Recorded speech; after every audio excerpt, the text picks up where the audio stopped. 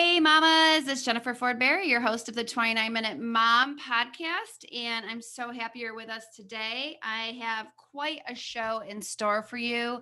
If you've ever just had a situation in your life where you never thought something would happen, and all of a sudden you wake up one day, the day does not go as planned, and you find yourself in the middle of one of your worst nightmares. We all, as moms, kind of worry about that day. Sometimes it never even occurs, but when it does, the story that I'm going to share with you today is going to really inspire you to go to God with it, because without Him, it would be very difficult to make it through an incident like that. So this is powerful. Grab your box of Kleenex. You might need it. I am super, super excited to welcome to the show my friend and my guest, Laura Koepp. Thank you, Jen. So happy to be here. It's an honor. I'm so glad you're here, and you're actually in the studio with us. And I usually don't have many guests in my studio, so this is pretty cool. So I want to go ahead and just introduce you as a wife, a mother, a naturopathic doctor. You have a private practice that helps, others learn how to be on a path of wellness. I know you've helped me so much, and I'm so grateful for that. And you are going to be sharing a lot of what is in the book that you've written called Broken. It's called Broken, A Mother's Story. And you're going to want to get this book by the end of the show today. So make sure that you write that down. Broken, Laura Koepp, Koepp. You can grab it on Amazon. This is a powerful story, and it's one that really is life-changing for so many people. I know I'll never forget it when you told it to me. I've read the whole entire book, and it sticks with me even, long after the book has already been put down. So, As a mom, I will. yes. And so I want to go ahead and just kind of let you jump in and talk about what happened on all of a sudden you woke up one day on February 2nd, 2011. You probably thought it was just another day. You had no idea what God had in store for you and how it was going to change your lives forever and so many other lives. So go ahead and tell us, what happened that morning when you woke up. So that morning, it was going to be, we had a snowstorm coming, and it had not happened at that, instant in the morning, but it was coming. So school was canceled, and it was actually the only snow day there was that entire school year. And so as the day goes on, the weather was starting to change. It was coming in pretty hard, and the snow was really, it was super windy, super snowy. And I decided, I had a few clients myself, and then they were gone. And I was like, that's it for the day. Girls were home. I love snow, a snow day here and there because it's nice to just take that break, relax, kind of camp out. And I decided I was going to bake some cookies because the girls were like, yeah, bake some cookies. So I was getting on that. Noticed that Cassie was upstairs for a little while, and now we're talking afternoon time. And she was getting all primped up and pretty. And I was like, well, what do you think you're doing? And she says, I'm going out. And I, was kind of like, no, I don't think so. It's really bad out. I don't want you leaving the house. Well, as teenagers are, they all think they're invincible. And yes, I am. My ride is coming. And how old was she at the time? 17. 17. 17, Okay. junior in high school. And so before you know it, life takes on what it does. My husband's coming home from work. He's trying to plow the driveway. Her ride pulls in. I mean, just a whole slew of things. I'm baking. I'm running back and forth to the stove. And before you know it, she's out the door. So how I wish I had grabbed her by her head, her ponytail, and just pulled her back in the door. But we had that little, it's in the book, you had that little bit about, no, you're not going. Yes, I am, kind of a thing. Mom, why do you always worry? And pretty much those were her last words to me. And she never got her oatmeal cookie that day either. So she left, and it was like 20 minutes maybe that had gone by. And her phone is calling me. And it was really odd because I really had this really dreadful feeling. And as a mom, you don't want your kids out in the bad weather. She wasn't driving, she was the passenger in the car. And all of a sudden, it's lighting up, Cassie. So I'm answering my phone, Cassie, hello, hello. She's not there. And then I'm starting to panic because I'm like, I already had a bad feeling. I hung up. And my husband's kind of looking at me. He was just kind of in the living room. I'm still baking. And he's like, what's going on? Phone rings again. It's her again. I'm like, Cassie, honey, where are you? What's going on? Nothing. Silence. Eeriest thing ever. I'm already worried. I'm scared something has happened. Something did happen. So I'm hanging up. I don't know what's going on. My husband's starting to panic. We're both going, okay, something's wrong. I don't know how far they could be. There was about 20 minutes, I think the time was, that had lapsed. And then our home phone rang. There's a person on the phone. My husband grabs the phone, telling my husband there's been an accident. Your whole world is now just completely shattered into a million pieces. So this snow day did not end up, of course, the way that we had hoped. And now, save a lot of words, my daughter is now, as we found out, fighting for her life to stay alive. And she was pinned inside the car. And my husband was told, or I was told, the second, I don't know, my husband had thrown the phone at me, and he was trying to hurry up now and grab boots and run out the door and go toward where he thought she was. And I'm being told that they are trying to use the jaws of life to get her out of the car, extricated from the car. Mm-hmm. And so I'm told to wait till we know where they're taking her. And this is at this point of I'm crying, I'm trying to get answers. You're really stunned, you're in shock, you don't even know what to do. Mm-hmm. And so I'm in shock, but I'm asking the woman on the phone, is she alive? Is she alive?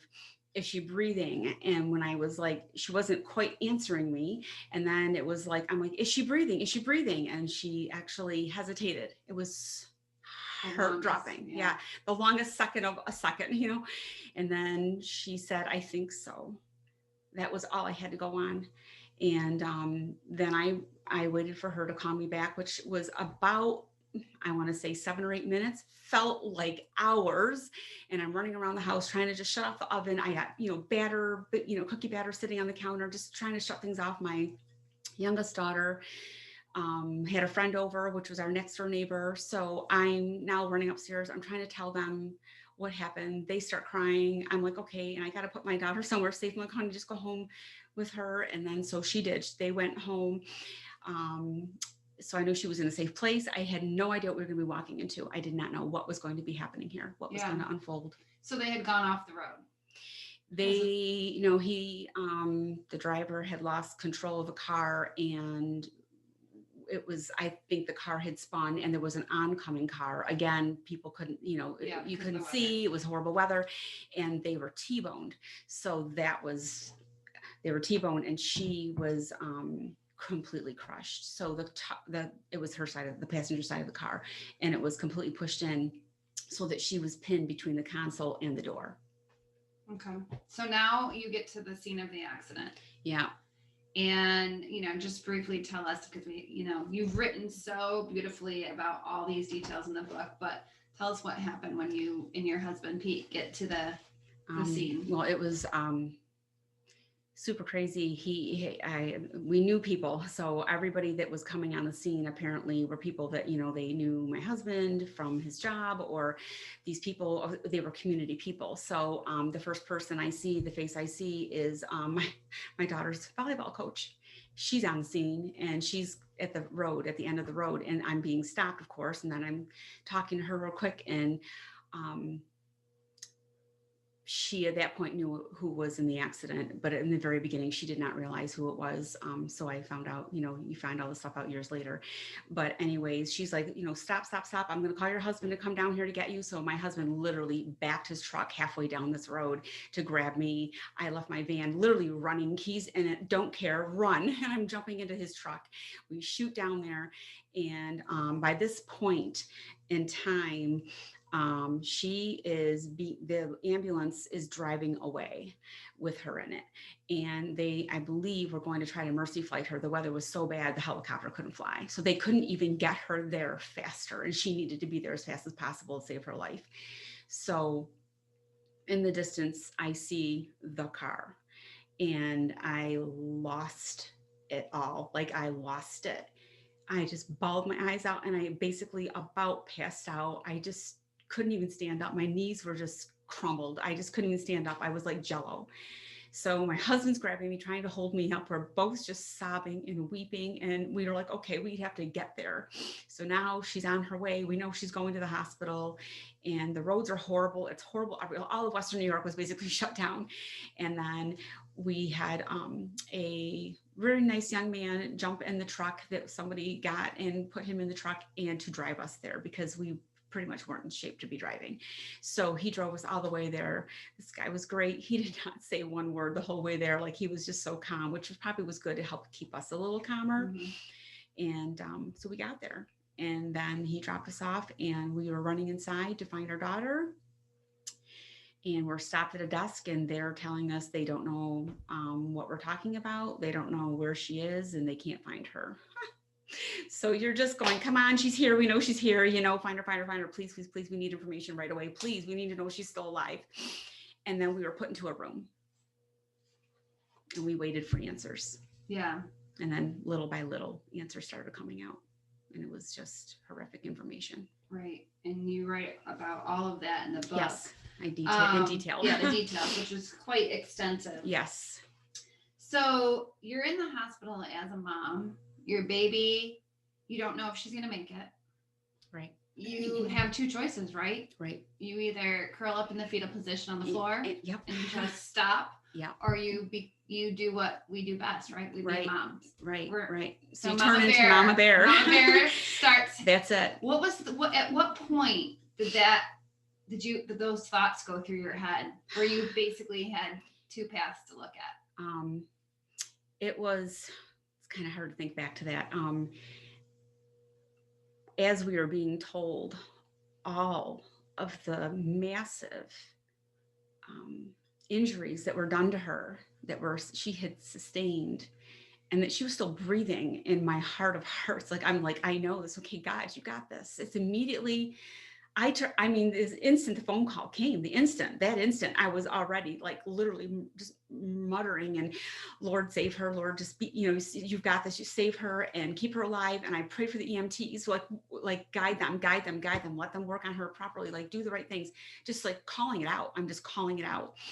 So then when we're there and we're being told all this stuff, that's where my mind automatically, I'm just a pretty faithful person. It's automatically directed in that sense, is just turn to God, because we have no control over this.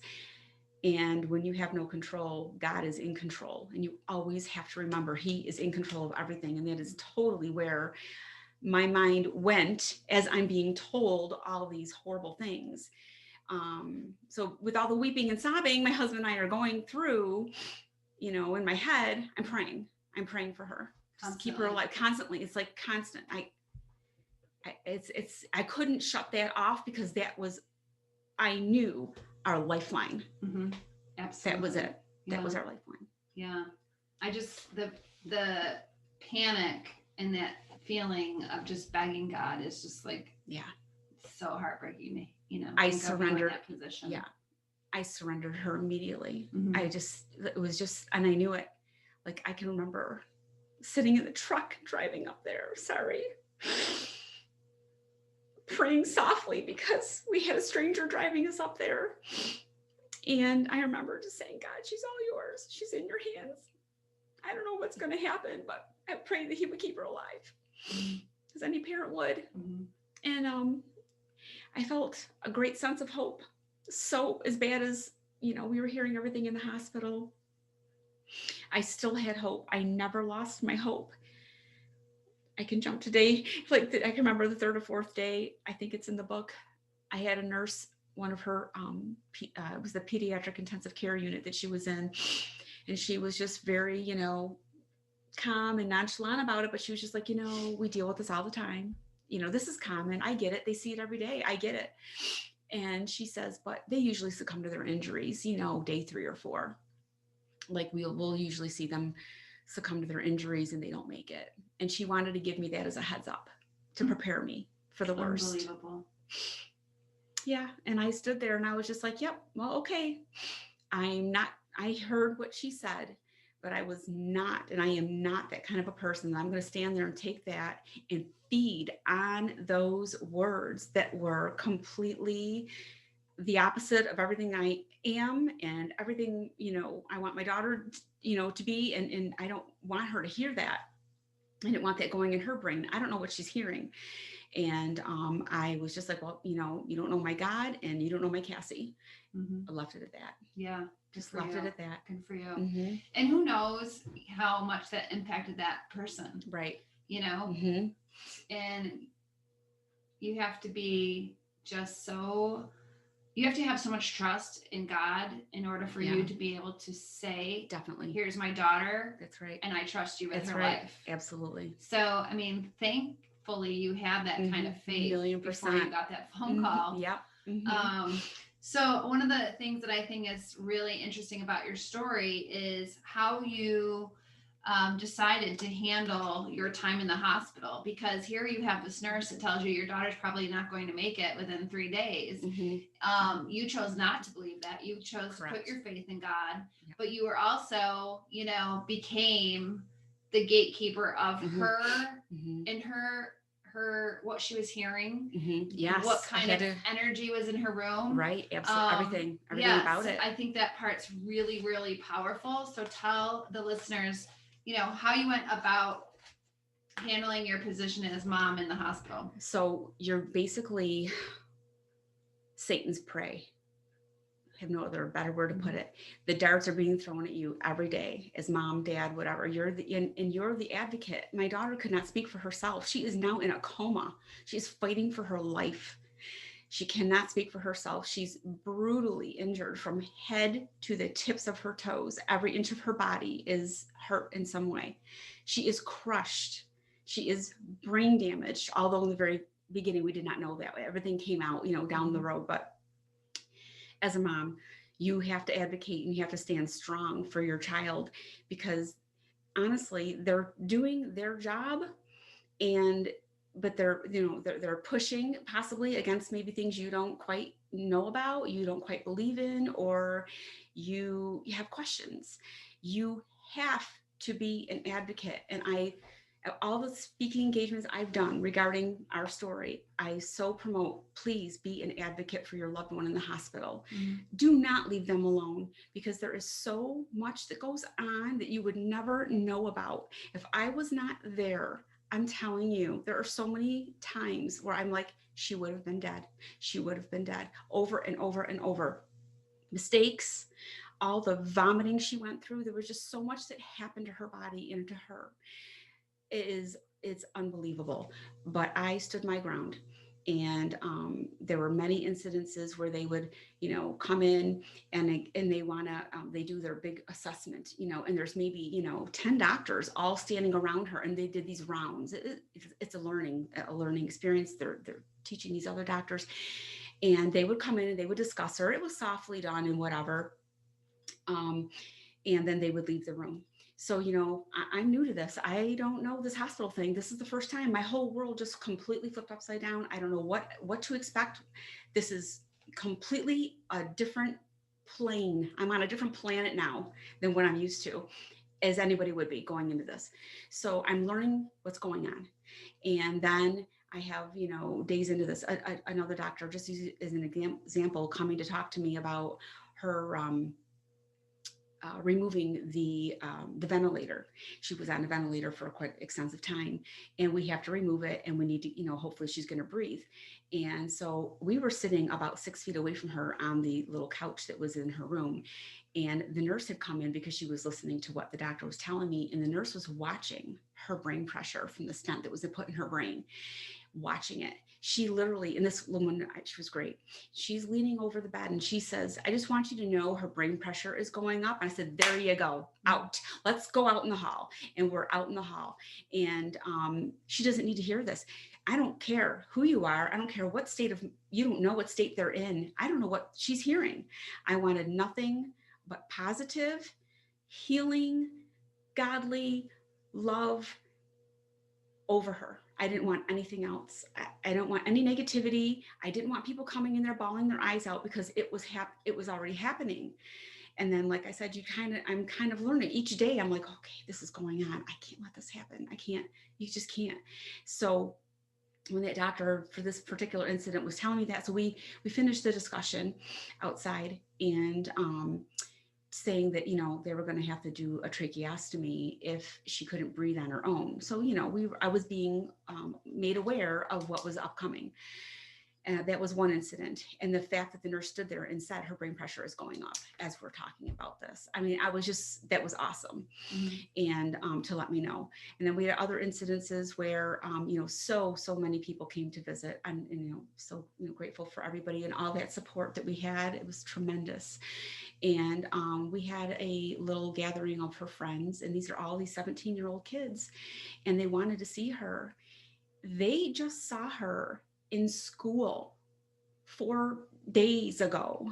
And now they're coming to see their friend who they probably think is just going to be talking to them, and she's just going to be okay in this bed. I walked down the hall and I think I had 3 of them at a time. And I said, look, do not cry in there. Don't let it out, because I'm telling you guys, this is going to be tough. I don't think they believed me. And I said, hold it together while you're in there. When you get out, you can go ahead and cry and whatever. I said, don't say anything negative to her. So I prepped them on that short little walk just down to her room. She was behind all glass, so you could see right through. The minute their eyes were in contact with looking at her, their faces completely changed. So I let them in, and they were, oh boy, it was a whole different thing, and they were not expecting what they saw. And I mean, just everything. She's just hooked up to everything. She's completely out, in a coma, a mess. So they said some things to her, and it was very short because they were welling up inside, and I could see it coming, and I'm like, okay, Mhm. so we just exited the room. They all went, as they're going down the hall, man, the tears were flowing. And that's one other incident. So I was really like on guard about how to control who's coming in and out and what she's hearing, because I didn't want her to hear anything bad that was going to stop her from healing, from progressing. So I had incidents, even my own dad. My dad would come every morning like super early, and like, he knew I'm like, I didn't even drink coffee before then. Now I'm drinking coffee to stay awake. So now I have a bad coffee habit. And that's what brought it on. My dad would, have a coffee for me and like grab me a muffin or something to eat in the morning, and literally be waiting for me, because he was a crack of dawn kind of guy, and I'm not a crack of dawn kind of person. Because I was just at one point, I was able to then go upstairs to get some sleep in the Ronald McDonald house upstairs, and it was right above her floor. I was right there, just one flight down, and I was right in her room. It was that close, perfect. Which was awesome. So they would even yell at me at 2 a.m, Mrs. Koepp, go get some sleep, go get some sleep. I did not want to leave her. I did not want to leave her at all. It's very hard. So I would go get that 3 hours of sleep. It's all you can do. I mean, you got to try to cope. You got to try to get through every day. And my dad, I came down this one incident, this one morning. My dad was sitting there, and he's very choked up, but he wouldn't sob in there. And he knew I didn't want that happening.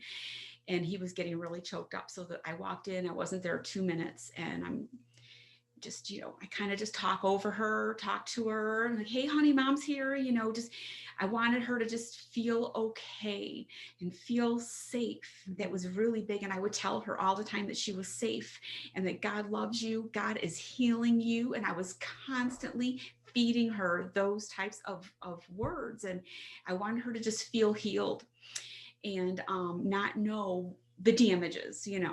So my dad, she started going to a really bad coughing fit, and she would, again, a person with an NG tube going down, up their nose, down through the back of their throat and into their stomach. And then you're on a ventilator, and all this stuff's going on. It's crazy. And this one morning she started having a really bad coughing fit, and these things would happen. It was horrible. And my dad like just could not keep it together. He literally stumbled out of the room. I'm like, Dad, you gotta go. Cause like, don't, not here. And he stumbled out as he went down the hall to go sob. down the hall so she wouldn't hear him. And then I would just kind of, the nurses coming in, they got to like suction her, they got to do all this stuff. It was horrible. And, another incident, and, I even had to tell my husband, her own father, I'm like, Pete, you got to go. Can't, not, please. We don't, she doesn't want it. We can't let her hear this. It's hard. You just do the best you can. I feel like you just had supernatural strength. Yeah. Directly from the Holy Spirit. I mean, how else can I was so strong. Yeah. I'm honestly, it was just like, I don't even know where it came from. And it was totally God just absolutely just strengthened me. I was praying for strength. I was praying for peace. I was praying for comfort through all of this for everyone, our family, everybody, just not even just me, just everybody, and especially the healing of my daughter. And I had like an experience that is where I felt literally like God just completely hugged me. I felt completely wrapped in his love. I can't even explain it. It was like literally it was an experience. And it gave me such great peace. That happened. And I can tell you, I think it was like the 4th day after the accident. And I had such a warm hug from Jesus. It was just amazing. And I felt like it was like, don't worry, everything's going to be okay. And I so trusted in that. Yeah. Wow. Yeah. He's so real. He was there. Yeah. Absolutely there. Every step Of the way. Absolutely. And he saved your daughter. Absolutely. She's a walking miracle. Your daughter left that hospital. She left that hospital. Not walking, but she left that hospital. That's right. Not without a long, hard fight. That's right. And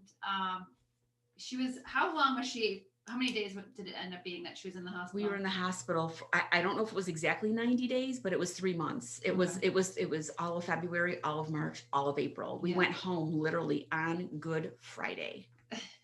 Wow. That was a great Friday. Yeah, that was not a Good Friday. It was a great Friday. And it was, remarkable. So that's how it's always in my head, because I pushed really hard to get her out of there. I'm just that person. And they were going to keep her, we were going back and forth with a release date, but she was going through so much therapy. And at this point, I mean, she went from the PICU in the beginning to a week in the pediatric ward of Strong Memorial Hospital. And then from the pediatric ward, we went to St. Mary's Brain Injury Rehab, which is the rehab in Rochester. So that was the, of where we went, the path we had to take to get her home. And, so I don't know the exact amount of days, but it was pretty much a solid 3 months. And we were fighting in April. I was fighting a lot to try to get her home, because at this point there were the way that they were taking care of her. God bless those nurses, absolutely. But, people they're human and things happen. And it gets very, very disheartening. And my uncle had also passed away during this time. And for the few hours that my husband and I did leave to go to his wake, we came back, and within minutes she was literally upheaval, vomiting profusely, because the nurse gave her a cocktail, which was not supposed to be done. I specifically said, do not give her all these drugs all at once, because it increases her vomiting. We cannot do this to her. And she was probably in a little bit of a hurry and didn't want to come in and give her one at a time, as we had spelled out. And it was really horrible. I was awake the entire night, pacing around her bed the entire night, because she was literally like hyperventilating the entire night after that. Wow. Ordeal.